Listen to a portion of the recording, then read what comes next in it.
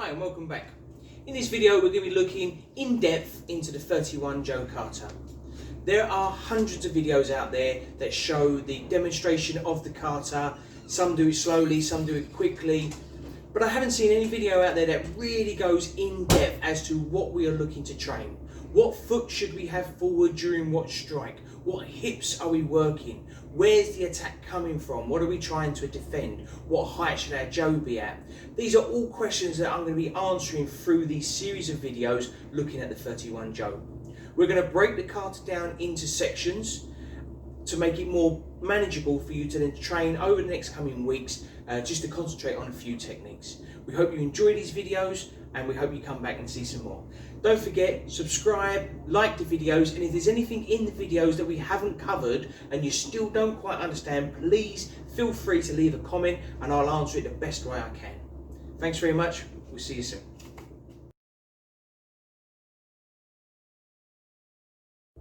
Okay, so in this video we're going to look at the first 6 movements of the 31 Jo Kata. We're going to look at it from a basic form to start with. So this is great for beginners right up to experienced.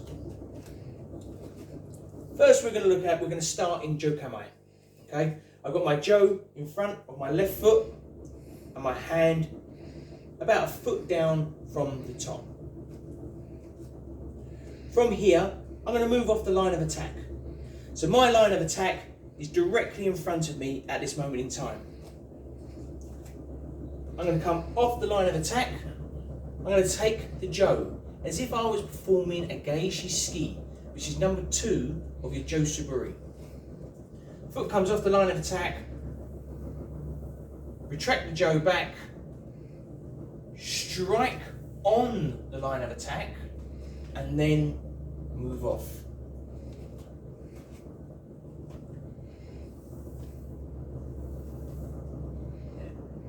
Don't forget, Jo up nice and high. We want it in a martial position and don't overextend yourself.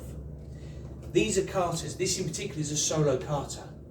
There is nothing I need to reach for. So I should be in a good, strong posture and not overextended. So the first movement of the 31 Jo is a Geishi ski. So from this point, I'm going to step across the line of attack now. And as I step across the line of attack, I'm going to blend with the motion. I'm going to bring my Jo up to this point here in a blending motion. I'm drawing my attacker on. I'm not blocking. I'm not raising my arms up above my head or anything like that. I am simply coming across and blending up. Again, I'm looking at having the tip of the Jo outside of my center. My hands are in my center, but the tip of my Jo is outside. Okay, I'm not too keen on this motion here because I don't feel that there is any aspect of protection with that. Here, I'm blending the attack, ready for my next movement. Okay, so now, as I bring my Jo down, I have created a space for my next strike. So I'm going to do a Geishi ski again, but I'm going to move back onto my original line of attack. So if you can imagine, this was my original line of attack here.